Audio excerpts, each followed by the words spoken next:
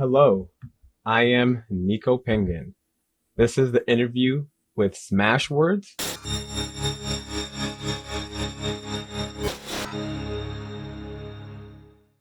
Who are your favorite authors? My favorite authors are Brian Jaquez for the Redwall series, Eiichiro Oda for One Piece, Anthony Horowitz for Alex Rider, and most recently now, I've gotten into it because my friends have been coercing me and trying to convince me to finally start reading a Game of Thrones.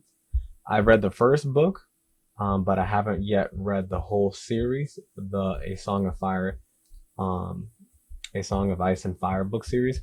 I love it absolutely, but these are the bases of what are my favorite authors and essentially my favorite books and media. What's the story behind your latest book? My latest book, Bate Ascending, as shown here, is exclusively available on Amazon. And if you go check out on Amazon, Bate Ascending, it's about this boy named Nico Pengin in regards to my pseudonym, which is my gamer tag. And what he does essentially is, the earth gets essentially destroyed through our own environmentalist mindset. You know what I'm saying? So the earth gets destroyed. He gets to go to this humongous alien spacecraft. And he's able to go on there and he's able to have a vision for the future, which is to play Bate Ascending. Which is to play Bate, excuse me. And as you can see in the Amazon page, the book is inspired by Alita Battle Angel. If you saw the movie, it was beautiful and amazing. And I took a heavy emphasis on the boots from Alita Battle Angel, as well as there's influences from Harry Potter's Quidditch game. As you can see, in regards to the Harry Potter Quidditch game, the ball flies around lightning fast. It has its mind of its own, and it's the goal of the players to go and grab it and then put it through the hoop. Bate is similar in the sense of these futuristic boots are giving the opportunity for these humans to be able to fly and zip around and be able to hit and punch and kick and do all these things, just not being able to grab the ball, and also being able to be physical, similar to how Bate is normally played, which was inspired by the Taino Indians through my native heritage, which is Dominican. And this book, I would, if you like any of those authors I mentioned, I would implore for you to go and check it out. Very, very dope. When you're not writing, how do you spend your time? I'm a workaholic, so normally I spend my time working. Either I'm working on myself, I'm working on nicopengin.com, the website, or I'm streaming on Twitch. Thinking about streaming on YouTube if there's enough people interested. I mainly play League of Legends, ADC main. Sometimes I do support, and one of my coworkers has coerced me to download Crusader Kings 3, and I just fell in love with the game. The game is so good. Do you remember the first story you ever wrote? Ever wrote? Oof, not at all. I don't think I can remember the first story. I have a good memory, but I don't know about ever. No, so I'm gonna pass on that. What motivated you to become an indie author or a self-published author? Well, honestly, I believe that people gravitate to an authentic voice.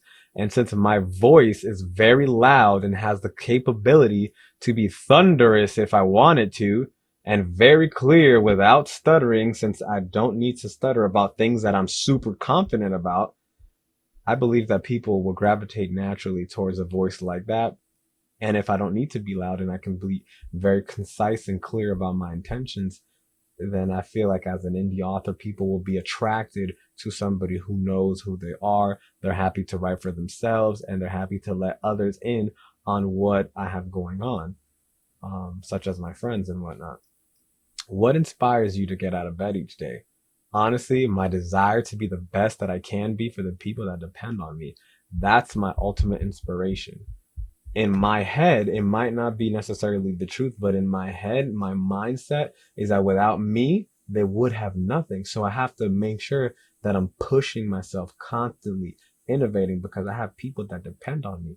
And if I fail, they fail. So I try to make sure that that is the fuel to my fire. In order to be at my 100%, I have to consistently think that I have to carry everyone around me to greatness and that nothing is going to stop me and my team. Mamba mentality. What is your writing process? Honestly, I have mood swings when writing. So sometimes I'm not going to write. I'm just being clear. I'm consistent with my mindset, but with the writing, the way that it's so creative and the amount of creativity that is required to be able to write effectively, essentially what I do is I just prep myself up so that way when I get into the zone, that is to say, when I get into the mindset where I can just focus hours on end in regards to writing, that's when I can crank out as much volume as possible. Like I'm going to fill up an ocean worth of information or a lake or a pond worth of words and just give you a small little cup. That's how much writing I want to do. And that's how much writing I do consistently. And then I cut out a ton of information. For those that know how much I can talk, yeah, I cut out a lot of information, especially with everything that I do. A lot gets cut out because there's too much information. So I want to keep it concise, compact, so that way it's easy for everyone to read. And your 5 favorite books and why? Aragon, Redwall, Eulalia, Stormbreaker, and A Game of Thrones. So these aren't in any particular order, but I love Aragon. That book was one of my favorite books growing up because the way that the author just described everything that happened from the beginning to the end. I haven't read the last book, but I read the first 3 books.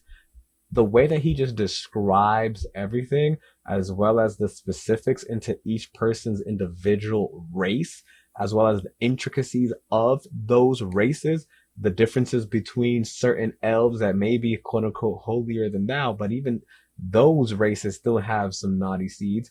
And even in the races where, you know, you would think everyone is evil, there's people that are doing good. So I like the fact that he can explain different races, different cultures and customs, and incorporate different aspects of the story all in one fabulous tale. Just phenomenal. Redwall is my favorite book of all time, hands down. I'm gonna dive deeper in a little bit. From that same series of Redwall, though, is Eulalia. Eulalia is the personification of a badger, and it's also the cry that badgers do in this book series when they need to hype themselves up, when they need to scream. You know, as an athlete, you know, there's certain times when you're doing things, whether it's like, you know, self-defense and then you throw out a punch and you yell, or, you know, if you dunk or if you do something very high electric, potent, you want to scream, you know. So Eulalia is the scream that they have, and it's about this badger that pretty much loses everything that they know, and they have to go through the, you know, life being the biggest around because there's mice, there's hares, so they're usually the biggest around. And now that they have to fight and struggle to survive, and then also they have to go and potentially, I'm not going to spoil it, but potentially get revenge for something that happened when they were younger. That's Eulalia, Brian Jaquez. Love it. He wrote it for blind kids. The description is out of this world. Stormbreaker, I love the Stormbreaker series because this series is like 007 in the form of a kid, as well as Kim Possible, just in the realistic form. I saw the movie, didn't like it as much as I read the book, and I love the book, and my imagination is just so vivid that I think that the book was just so amazing. The fact that he had a similar upbringing in regards to being a loner, in regards to he needing to protect everybody that was around him. He was taught information from his uncle. He was shown just an amazing, amazing book. And then most recently, A Game of Thrones is shot up there into one of my top 5 favorite books just because it's such an intricate book. There's so many details. It's layered, so it's not just one story. There's politics involved, there's romance involved, wars, dragon, everything. You know, but these are the books that I feel allowed me to enter a realm of, you know, a completely different possibility. You know, they enhanced my imagination and they brought me a tale that essentially I always thought was too good to be true. Like, this is not real. You know, this is so cool. It's so good. And because I'm so capable of having that vivid imagination, it felt like I was constantly there witnessing the battles. It felt like I was just constantly there in their conversations. It felt like I was literally constantly there. And even those events that happened, it felt like it was happening in real life right in front of me. Like literally just like this. Like it felt like every time I read the book, it was like I put something on and I was just teleported there and I could see everything that was happening. These authors, they were capable of describing with such detail all these wonderful stories. And if you haven't read any of them, you might want to check them out. Now, how do I discover the ebooks I read? Well, honestly, I like to go straight to them and just straight up look for them. Especially when I have an idea of what I want, it makes the target much easier. So if I'm looking for a specific book that's going to teach me something, I'm going to look for that category. Other than that, I honestly just listen to the recommendations that my friends give me and my family. So what my friends for the mind and my sister, what they give me, or anybody honestly, if somebody recommends the book, I'll take a look at the back cover or the summary and the description, and I'll make my decision about whether or not I'm going to buy the book and continue reading it. Where did you grow up and how did this influence your writing? Well, I grew up all over the place, it seems like. But more specifically, I grew up in the Dominican Republic. I grew up in Maine. I grew up in Massachusetts. I grew up in Alabama. And I grew up in various cities throughout those states as well. I had or have friends from all over the world. I have such a diverse amount of friends. I have friends that come from Canada. I have friends that come from Mexico. I have friends that come from El Salvador, Ecuador. I have friends that come from Venezuela. I have friends from Brazil. I have friends from Greece. I have friends from Ghana, from Kenya, from Madagascar, from Nigeria, from South Korea, from China, from Japan. Like I could literally just keep going on, and I know I'm gonna forget one or two, and people, oh, you didn't give me a shout out.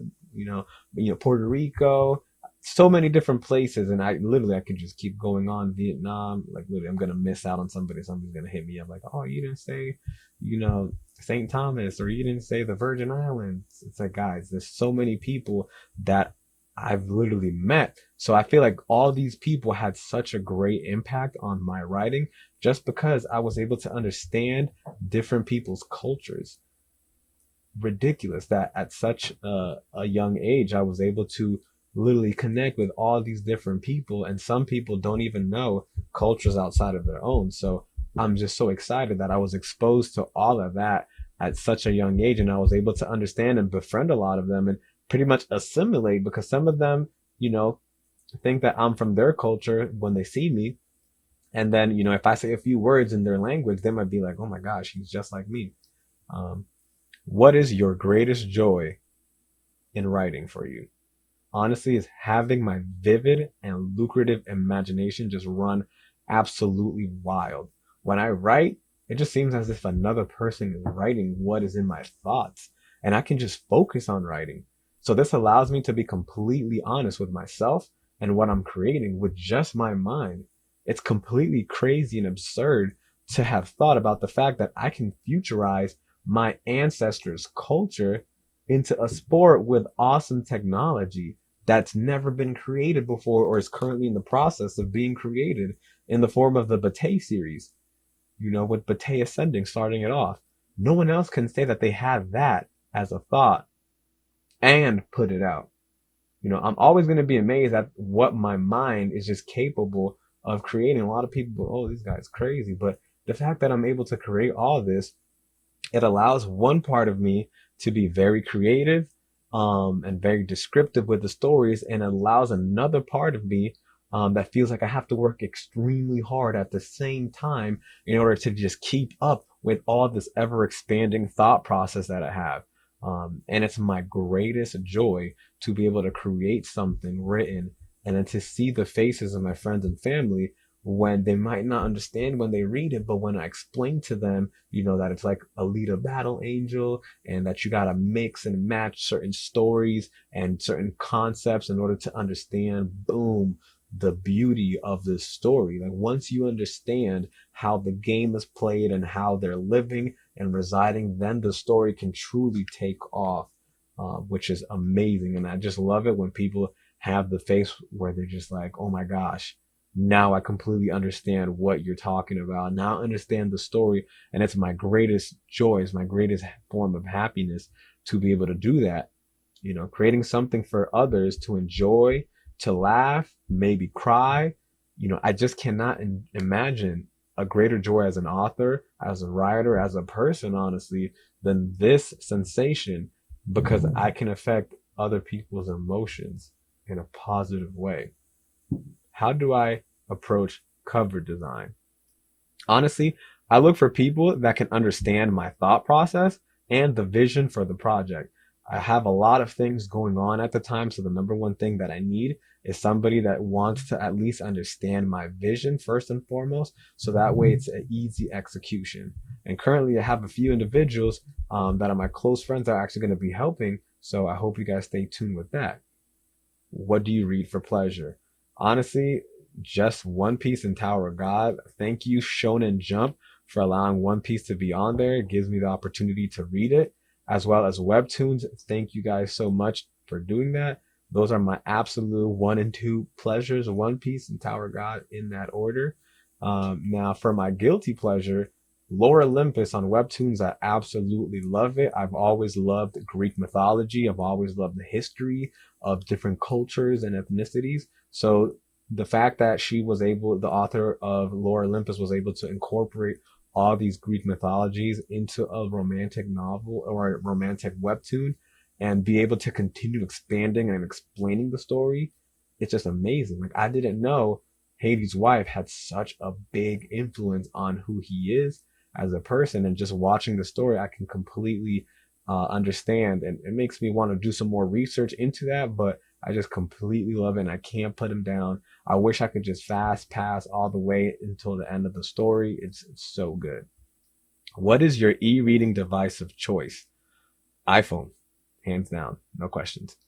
What do your fans mean to you? That's a good question, because honestly, I feel like I have yet to have any fans. So until somebody corrects me and lets me know that I gotta put respect on my fans, I gotta, maybe do an apology video, or maybe just go on a rant on how grateful I am. I feel like either no one's listening to this, or there's not enough people that are saying like, hey, I care about your work enough to be considered a fan.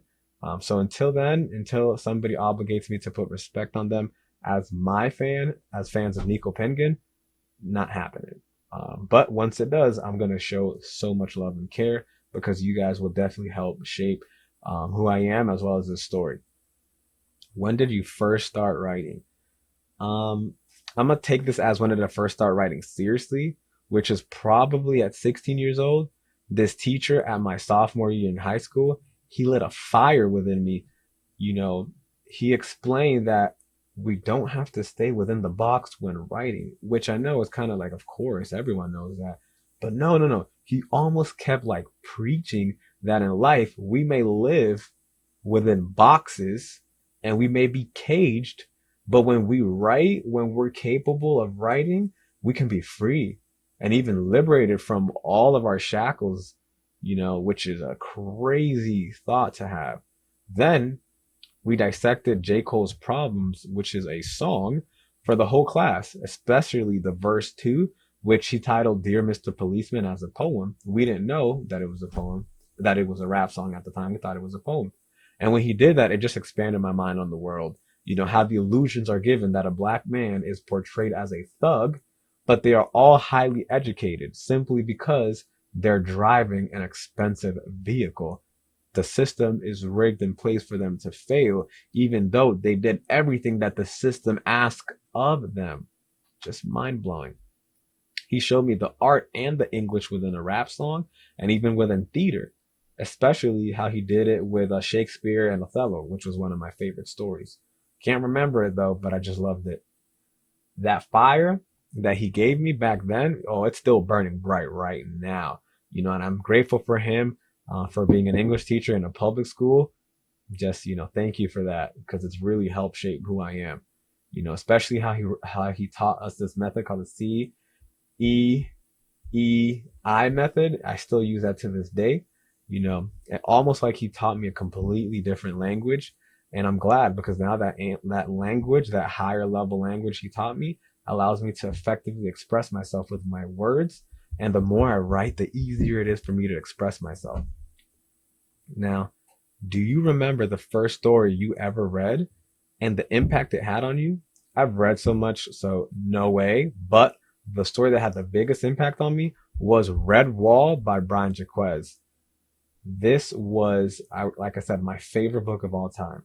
The way he wrote, it was almost like how he was speaking at a campfire and reciting a story. I felt like I was sitting there just reading him, just sitting there, like letting him read this right to me, and with my imagination and with his detailed and intricate writing for blind kids with lack of colors, which means he expounded upon the descriptions and the story in almost I've never read before, just made me get lost in the whole world of Redwall to the point where I read almost every book except the last book that was posthumously that was done after his death, just as a respect and an ode. And the closest book that has come close to having that large of an impact due to the similar descriptive manner of writing is A Game of Thrones by George R.R. Martin. I feel like these are almost similar stories, except that Redwall just keeps it PG and it has mice personified because everything else is the same. There's dragons in Westeros, there's falcons, owls in Redwall, there's pike, there's badgers in Redwall, there's crazy animals in Westeros. There's many people after both thrones. There's warriors fighting the good fight, the bad fight. There's mercenaries. There's, bad things that happen to good people for no absolute reason. Your favorite characters tend to die. There's just a whole bunch of stuff. There's different viewpoints as well in the story. In Redwall, there's 3 different viewpoints. In Westeros, you already know there's way too many. There's even blind prophets that see through a different realm and female warriors as well. What am I working on next? Honestly, my next project is to continue enhancing the Nico Pengin website. It's going to be to continue making books as well as to continue into the expansion of audiobooks and looking to translating some of the books, ebooks, and audiobooks into Spanish. Porque yo también hablo español, es mi lenguaje nativo, simplemente me prefiero hablar en inglés. And possibly other languages. As I mentioned, I have various friends who are kind of like asking me to translate into their language so that way they can show support and send it to their family members. All in order to just make all cultures honestly realize and recognize this action-packed story and the deeper meaning and the deeper themes within the story as well. Also, I'm helping out my best friend get his first book published, and it's regarding a 12-month journey of change that he went through as a Black man living in America, which honestly, personally, I feel like this is one of the coolest things I'll ever do in life, is to see how his transformation has been, through all these drastic changes. So we're both going to be working on posting blogs and a lot of content on the Nico Pengin website in regards to his topics, in regards to my topics, as well as we're looking into potentially doing some podcasting. And of course, like I said, I'm always constantly streaming when I have some free time. So, like I said, I'm a workaholic. I like to juggle as many things as I can because I feel like while I do that, I'm giving more value. And to many people who say don't stretch yourself out, with the way my mind is worked, it's all over the place first and foremost. So as long as I can be consistent and putting enough content here and there, I'll be able to release things so that way you guys can enjoy. And if you like this content, please be sure to like, comment, and subscribe so that way I can know I have fans. I can put respect on you. And not only that, so that way I can have the motivation and inspiration to continue doing some more. Give me some tips if you want. Other than that, Nico Pengin out. Please read responsibly and check the website and the links below. Peace out.